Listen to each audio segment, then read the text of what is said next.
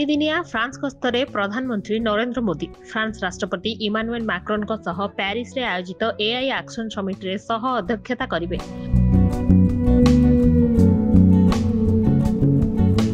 France राष्ट्रपति Emmanuel Macron का निमंत्रण क्रमे प्रधानमंत्री नरेंद्र मोदी तीन दिनिया गस्तरे जाउछन्ति।